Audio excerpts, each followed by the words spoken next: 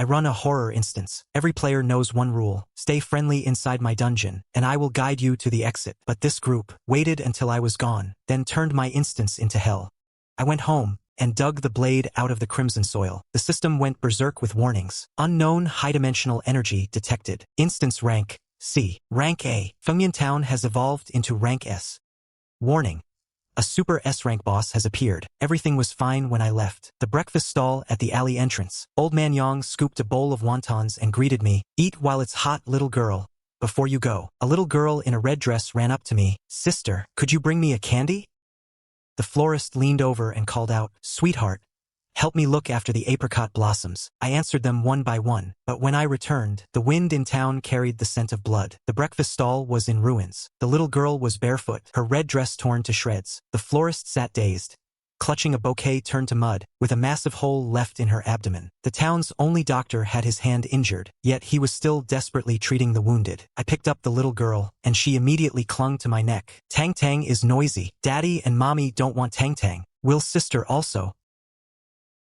I gently stroked the back of her head. This is our home, and I will never abandon any member of my family. The doctor saw me return and limped toward me. Those people weren't low-level players. Everything happened before we could even react. There are too many casualties, and they're too severe. Our instance's fear value isn't nearly enough to buy medicine. I'm afraid. At this point, his voice choked up. He had once been a good doctor, spending his life saving others. Because he refused to harm players in other instances, he was exiled to my domain. The NPCs of Fengmian Town were all discarded by other instances. At every horror instance meeting, other bosses mocked us as a garbage dump, and I was the king of garbage. But I didn't care. These NPCs had long since become my family and friends. I asked how much fear value was needed. The doctor adjusted his broken glasses and hesitantly gave me a number, about 100 million fear value. He quickly added, I know that's too much. Maybe a few tens of millions would suffice. I put Tang Tang down, used my remaining fear value to heal his wound, and tucked a black fountain pen into his chest pocket. Take care of them. Just as I was about to turn away, he hurriedly grabbed me, looking panicked. Where are you going? You can't defeat them. Tong Tong's eyes were red as she stretched out her arm, trying to hold onto me. Sister, don't go. I looked at the toy store nearby, dug a doll out of the rubble, and tucked it into her arms. Go back with Uncle Doctor. Lock the hospital doors and windows, and wait patiently for me to return. I slowly let my smile fade, and said to the doctor, wait for me one night, and it will be over. Beige brick walls, wooden windows, with light green moss growing in the cracks. There was a small garden behind the house, where all sorts of flowers bloomed vibrantly. The florist Wonton often praised my skill, but she had no idea. Flowers bloomed so lushly because they fed on flesh. I found the right spot, crouched down, and plunged my hand through glass and rubble into the soil, warm and sticky, as if reaching into a corpse's abdominal cavity. Through the rotting earth, my fingers finally touched something hard. I ripped it out violently. At that moment, several figures appeared at the town entrance. Where is this? Fengmian Town again. Brother Zhou, take us through another round. I just thought of a new way to show some love. Guaranteed we'll farm more coins than last time. The woman in tight leather impatiently pulled out a dagger. That little girl in the red dress is nice when she behaves. The refined man in the suit had a golden glint behind his glasses. As per the usual rules, split up, maximize the harvest. Once finished, regroup at the town center. A scarred brute loudly urged Brother Zhou, Sister Red, stop talking and let's go. After speaking, he charged into the town first. A thick fog suddenly rose, accompanied by a piercing electric screech. The system in the void uttered a single word. The man in the suit and the woman in leather instantly became alert, immediately bringing the players to a halt. The system suddenly began broadcasting frantically. Notice! Instance Fengmian Town has evolved from rank E to rank C. Correction. The latest rating for Instance Fengmian Town is rank S. The players looked at each other in disbelief. Is the system glitching? Fengmian Town?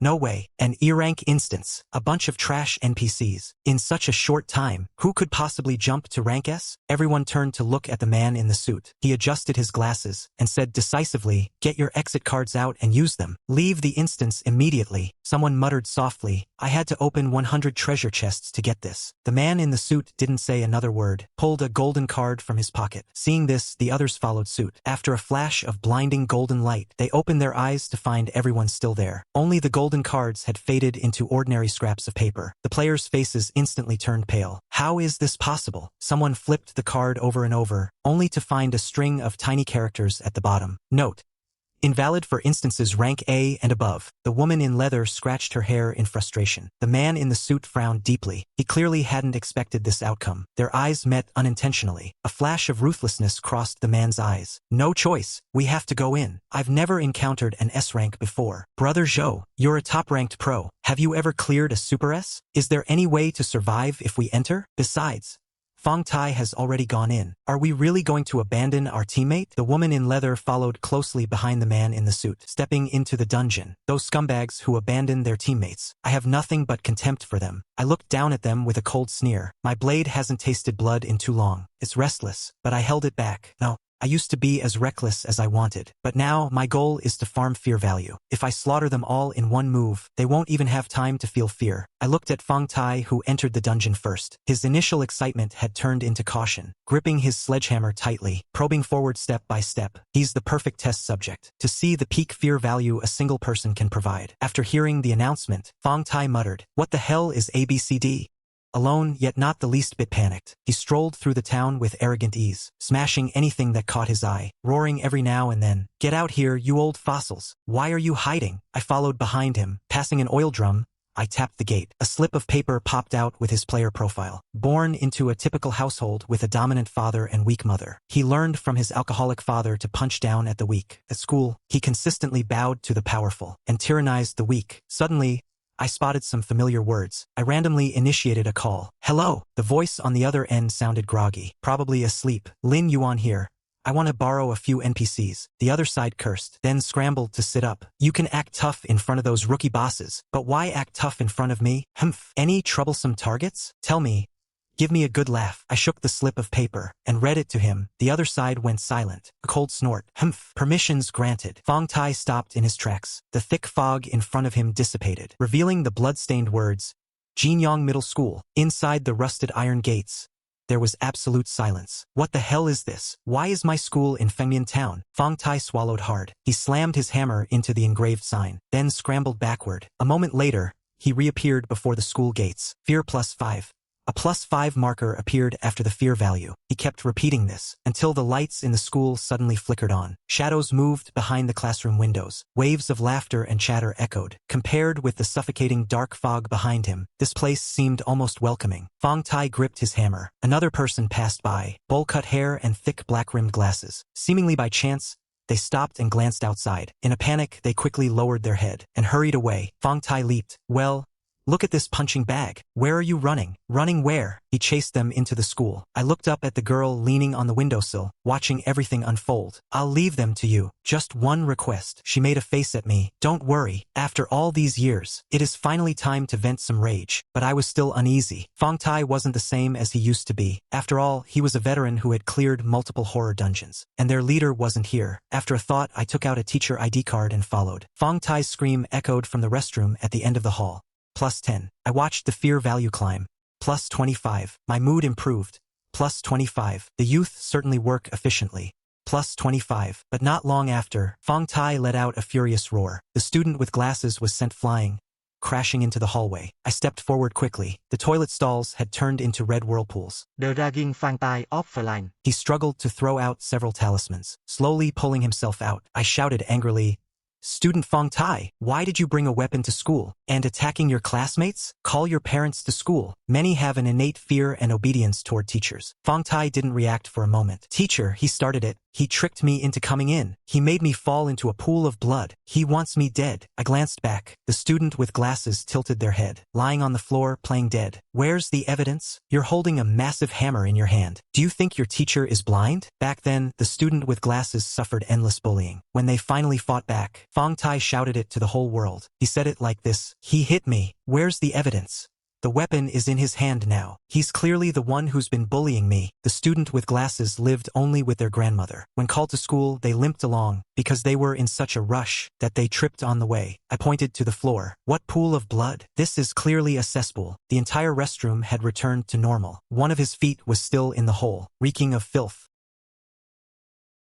Fang Tai's face turned bright red. He roared, "It's not a cesspool. It was a pool of blood just now. Can't you see it? He's trying to kill me." He slammed the hammer onto the ground. The tiles shattered. "I don't care if you're a player or an anomaly. Anyone who tries to screw me dies." He stormed out in a rage. As he passed by me, I reached out, snatched his hammer and weighed it in my hand. Suddenly, the dungeon's fear value spiked. I get it now. Fang Tai hasn't changed a bit. His current boldness is only because he has an item. I simply announced, "The teacher is confiscating this. You dare." This is a weapon I traded for after clearing 6 dungeons. I dodged him effortlessly and casually said, "Ha ha ha. School rule number 10. Dangerous items are prohibited in the teaching area. If you want it back, bring your parents tomorrow." He was never a good student. Naturally, he didn't remember the rules. "I see. You're all in on this together." Fang Tai's face darkened. He pulled a folding knife from his pocket. "I haven't even left Fengmian Town. The anomalies here are all fucking made of paper. You think I'm afraid of you?" I smiled, tightening my grip. At the restroom door, a girl in a school uniform held a red notebook, writing as she spoke. "Fang Tai is carrying a prohibited weapon." The girl snapped the notebook shut. Fang Tai let out a curse and lunged at me with his knife. With a simple squeeze, I snapped his wrist. The knife spun once in my hand. I stepped closer. Disobedient children meet a terrible end. I heard him scream and bolt out, shouting threats as he ran. "Once Brother Zhou and Sister Hong get here, you are all dead." The silent corridor was packed with entities. Their expressions were cold. As he passed by, they all reached out. Fang Tai shrieked in terror, frantically throwing out protective items from his pockets. He had almost none left. A middle-aged entity's face was bloated from water. Mold spots crawled behind its eyes, suddenly split its mouth into a grin. "We meet again."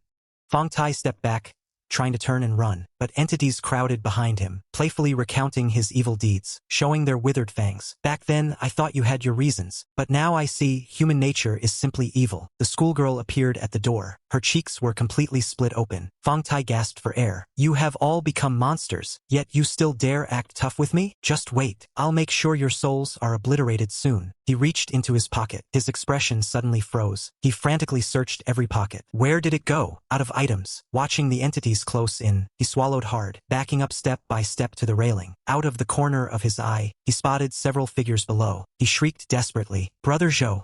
Brother Zhou! Save me! Sister Hong! I'm over here." No one answered. He looked at the swarm of entities before him. Fang Tai's body plummeted from the sky, shattering right in front of the man in the suit. Fang Tai's mangled remains spread terror like a plague among the players. After a brief, dead silence, someone spoke with a sobbing voice. "Didn't Brother Fang just go in a moment ago? How could he?" "Brother Zhou, is this really Fengmian Town? We're not going to die here too, are we?" "I don't want to die." "Brother Zhou, didn't you say we were just here to farm some money?" The woman in leather gripped her dagger. Her face turned pale. "Shut up. What's with the crying?" "Fang Tai died because he ignored orders and ran off. That's how he got caught. As long as you obey me, you won't die." The man in the suit took a deep breath. He knelt down to examine the body, then frowned and looked up at the sky. He said with certainty, "Chen Hong was right. Fang Tai died because he left the group. This instance specializes in creating illusions, breaking us down one by one using our psychological weaknesses. From now on, anyone who ignores orders and acts on their own is asking to die. We'll do whatever Brother Zhou says." The man in the suit hesitated for a moment. Finally, he pointed in a direction. "Let's go that way." A blurry silhouette emerged from the swirling mist. As they approached, it turned out to be a breakfast shop. The door was slightly ajar. A warm yellow light leaked through. The aroma of simmering bone broth wafted into their nostrils. Some players unconsciously swallowed. "Isn't this that old geezer's shop? Since when did it smell this good?" The old man is. "If we hide here tonight, maybe when the mist clears tomorrow, everything will go back to normal. Brother Zhou, Sister Hong, let's go inside." The man in the suit adjusted his glasses. His eyes flickered. After a moment, he spoke. "Yeah, go in." But he didn't move himself, secretly pulling back the woman in leather, watching the others swarm inside. "The safer it looks,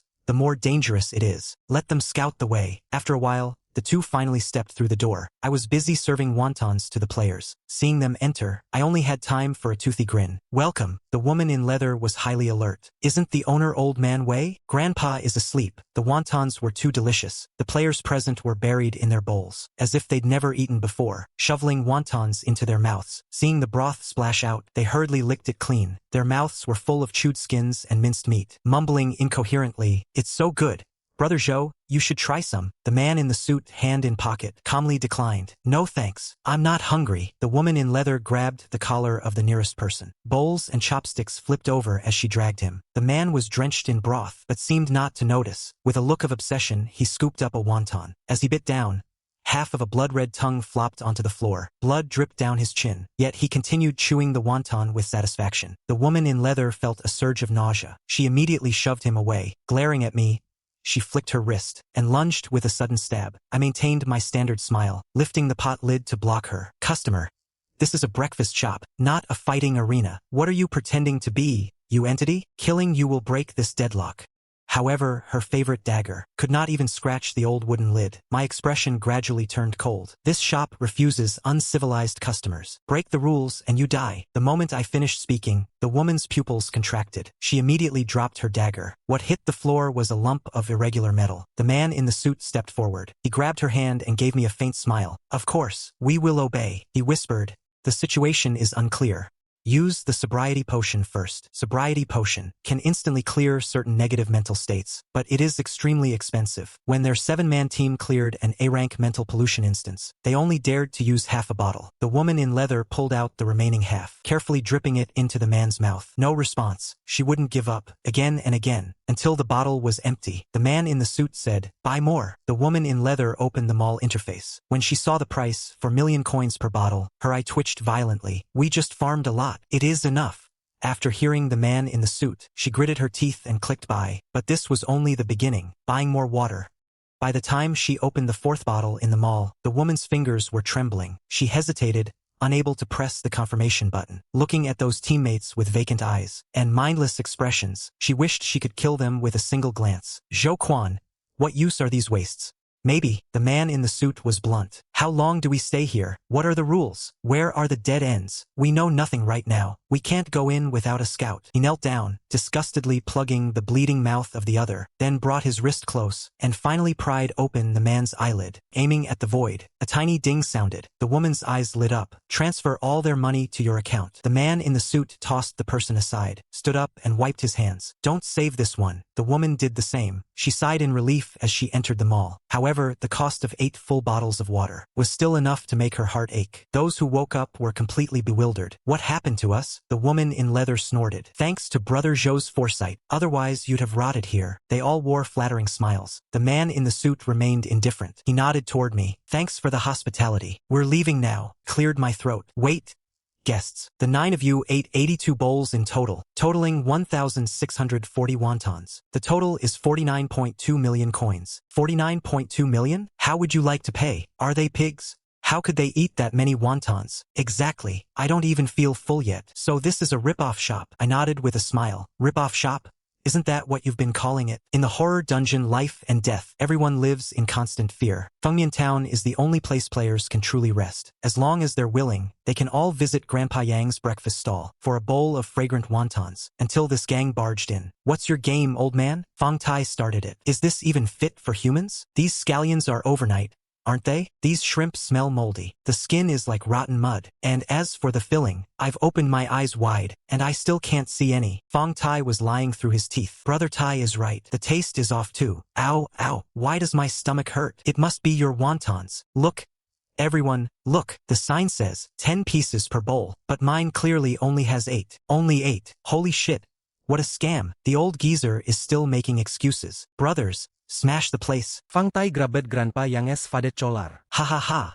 Brother Fang is the man, but now Fang Tai is dead, and the ones cheering have had their tongues ripped out. I curled my lip and said helplessly, guests, if you have an issue with the number of wontons, I have a great solution. I pulled a sharp knife from under the counter, flicking it a couple of times. I think you haven't had time to digest them yet. Let's just open your bellies and see for ourselves. So, who's first? Just as I finished speaking, someone let out a scoff. Who are you trying to scare? My brother Zhou and sister Hong are top-ranked players. You won't even know how you died. Kneel down now, and I'll make your death quick. What are you going to do if we don't pay? With that, he reached out to push the door. Seeing it wouldn't budge, he tried kicking it. Finally, he hacked and slashed at it, but didn't leave a single mark on the wooden door. The man in the suit didn't even look. He simply spoke. If this allows us to leave afterward, then sure. Several players looked at the man in the suit in disbelief. Only the woman in leather looked understanding. Brother Zhou, what do you mean by that? Zhou Quan, I'm the one who spent the money. Do you still want the final payment? The man in the suit raised an eyebrow. Can you even afford the final payment? The man just started to sneer, but as soon as he opened his account, his expression froze. You stole my money.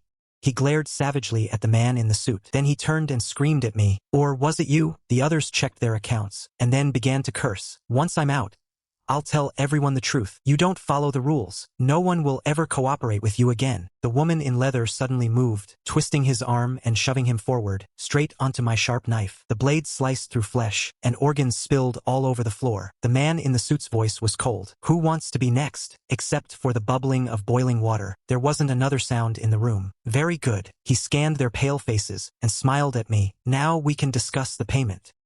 I repeated, I've already offered the best solution. My goods were damaged goods.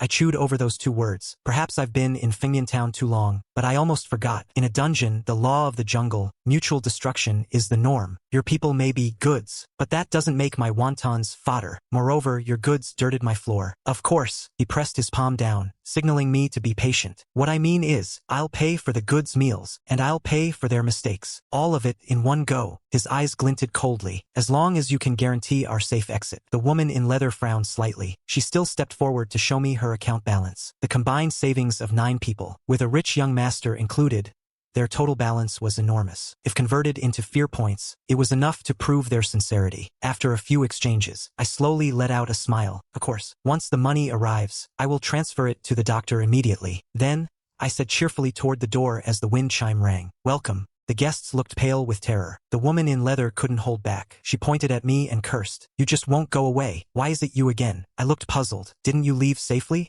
Besides, the townspeople are all injured. I'm the only one who could cover the shift. The midnight flower shop still smelled fragrant. The group retreated outside and bolted away. Walking into the convenience store, I was organizing the shelves. Walking into the clothing store, I was folding clothes. Then the barber shop. Walking into the barber shop, the scissors clicked in my hand. Finally, gasping for air, they stopped. They looked up, and there it was. Star River Flower Shop. I sincerely invited them. Why not come in and rest for a while? The man in the suit wiped his sweat. He gave a polite smile and said, No thanks, just resting. We've spent 400 million gold and 2 lives. I looked at the sky with concern. But autumn has arrived.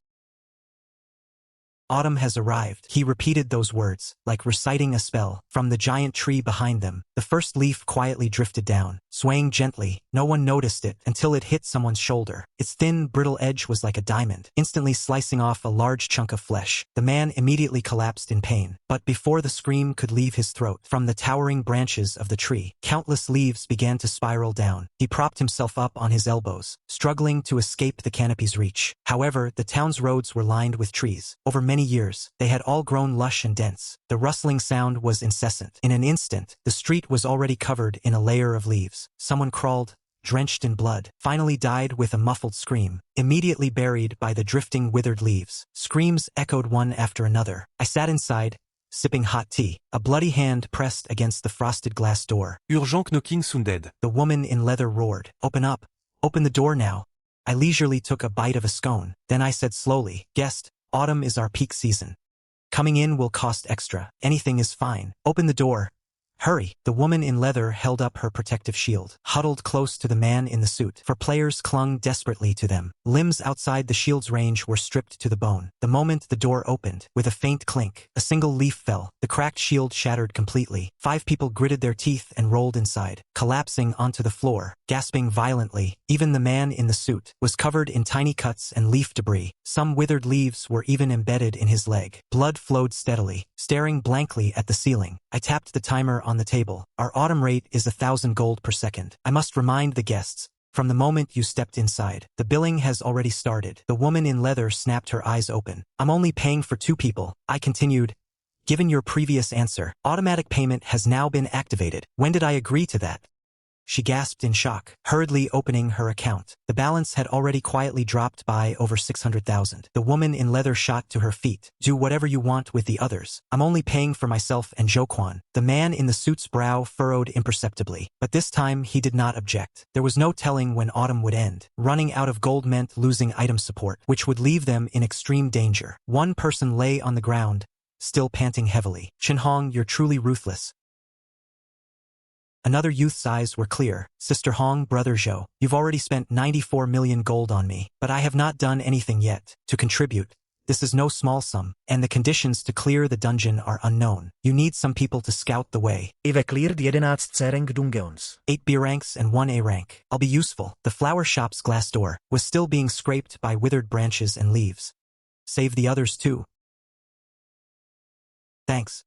The woman in leather bought another shield. Blocking it in front of him, the man in the suit grabbed the door handle. His movements were cautious yet swift. The lock clicked softly. He took a deep breath and suddenly pulled the door open. There were no falling leaves outside. The stone bricks formed a wide avenue with streetlights standing tall on both sides. Occasionally, a few insect chirps drifted from the corners, just like any ordinary night in a small town. But no one would let their guard down. The man in the suit pressed a scalpel into his palm against the ground. Except for Chun Hong. Everyone follow me. A few struggled to their feet and filed out the door. The woman in leather aimed at the waist of the one left on the floor and gave him a brutal kick. Stop playing dead. Get the hell out. I took a glance and said regretfully, he's not playing dead. He's actually unconscious. I grinned. Some good news. I can recycle him for 10 gold. The woman in leather scoffed. Thanks. But she soon discovered the gold was still dropping at 2,000 per second. Unconscious people are charged too? Why wouldn't they be? He's still lying in my shop. Even stained the floor. The woman in leather waved her hand, saying impatiently, get rid of it. Get rid of it. Recycle it immediately. I raised the sharp knife and buried it in several flower pots. Why do you want to stay here? Will they come back? Because rather than being played by you, it's better to strike first. I suddenly turned around and several metallic chains shimmering with runes shot out from behind her, instantly binding my limbs and neck. One end of the chain was held by the woman in leather. Something suddenly tightened around my throat and I felt uncomfortable. After buying this, your gold coins must be almost gone, right? This is the top-tier item in the mall. She tightened it further. So what? To leave an S-rank dungeon, any price is worth paying. She held the knife to my throat. At the end of the day, how can one actually leave this hellhole? I replied with absolute sincerity. I don't know. I don't know. The chain suddenly tightened. The runes pressed against my skin, making a sizzling sound as they burned. Do you think that by stalling for time, until my gold coins run out, you'll be punished by the rules? She whispered in my ear. I still have 1 hour. Until then, these chains will make every second a living hell. I'll find other NPCs. This time, he won't be merciful. We'll see who dies first. Besides, she sliced the knife across my cheek. I think I can add a bit of fun for myself. A cold liquid flowed over my skin. I suddenly spoke. Others do this to farm gold coins, but you're doing this just for your own pleasure. I played you. So it's understandable that you hate me. But why? Go after Tang Tang? Before entering the dungeon, she only tortured one person, so it's easy to remember her. That girl in the red dress, that act of hers is all fake. Can't you tell? Seeing my expressionless face, she became visibly agitated, biting her finger and pacing in circles. I've seen plenty like her, pretending to be innocent and pure, just to get attention from others. Those people are blind. How could they like her? Protecting someone like that disgusts me to death. I encountered someone like that long ago, wearing a white dress every day, calling everyone brother, sister, uncle, aunt with a nauseating smile. And the result? Ha ha ha. She seemed to realize she'd lost control and abruptly stopped talking. I calmly stated that others do it for gold coins. If Zhou Qi hadn't mentioned recycling, I would have dealt with her long ago. But Tang Tang really is a good child.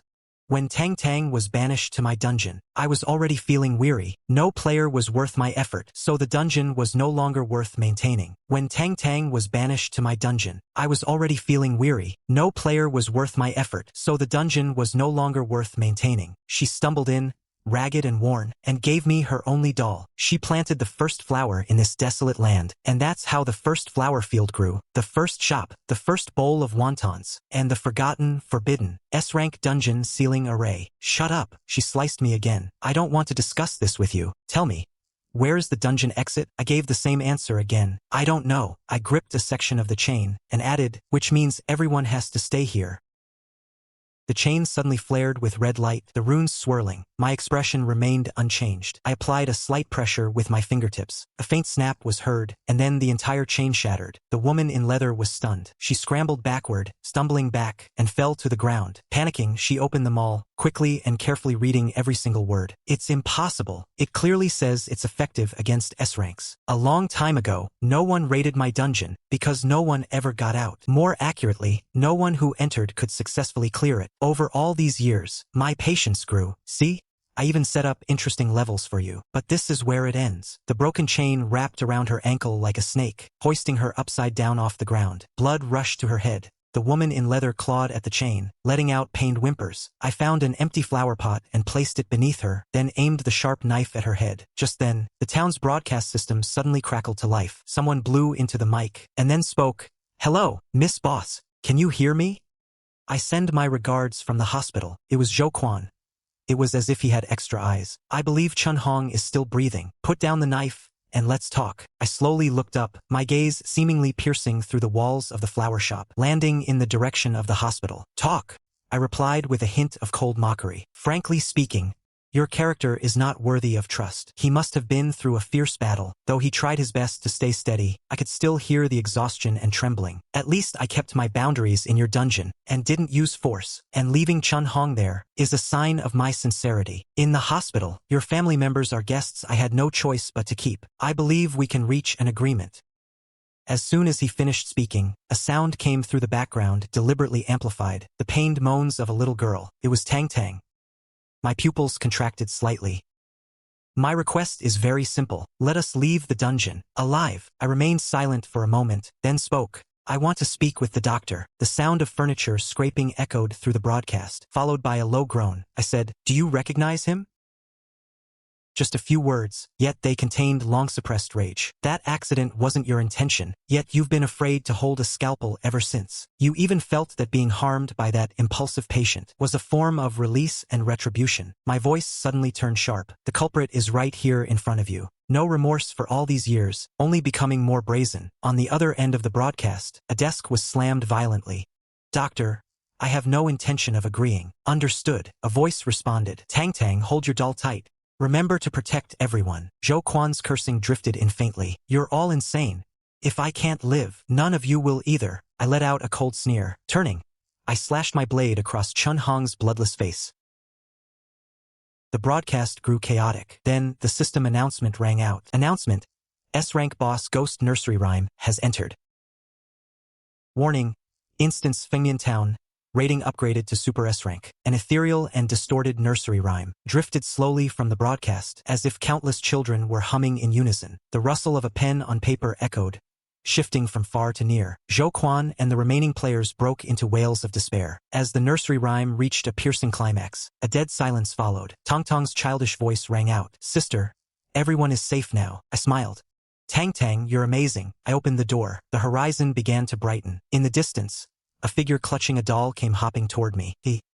A white lab coat stained with speckles of blood, a black pen clipped to the chest, walking forward with the certificate. "Grandpa Yang, can I still have wontons today? Ha ha. Coming right now, ha ha ha."